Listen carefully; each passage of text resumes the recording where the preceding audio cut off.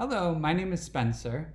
I'm studying for my PhD at Rutgers University in New Brunswick, New Jersey, and I'm also a part of the Rutgers Science Explorer bus.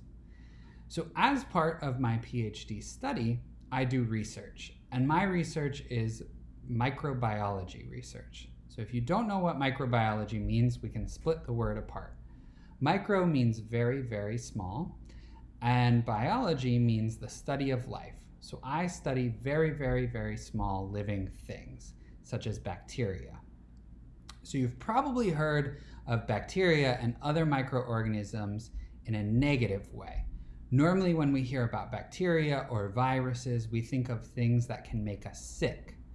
However, we can find bacteria all over the place that don't make us sick. So you have bacteria growing on your skin, there are microbes that grow in water, there are microbes that grow in soil, and all over our planet we have microbes growing. I study microbes that grow in the soil, and I do it in Alaska. So this picture here is a picture of one of my study sites in Alaska, and you can see that the soil is filled with microorganisms. So you might be wondering, what do these microbes do in the soil? One of the things that they do is they eat, and they eat a lot. This is a picture of dead plant material, which is a food that the microbes like to eat. When they do eat it, they release gases such as CO2 or carbon dioxide, which you may have heard of before.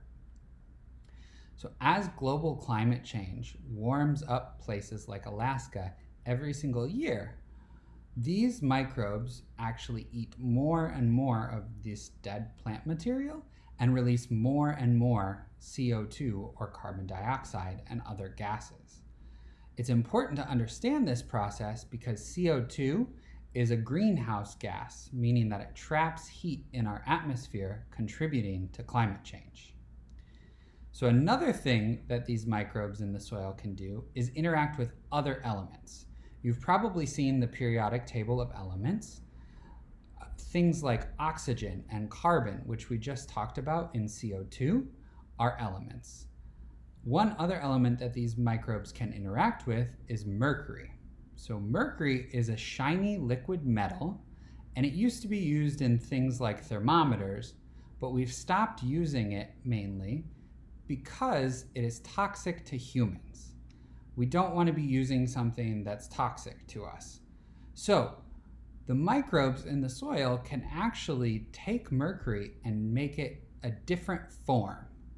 When those microbes change the form of mercury, mercury can make its way through the food web, moving from small fish to bigger fish, and eventually it can move up into things that eat fish, like large animals like polar bears, or like us, humans, who eat fish.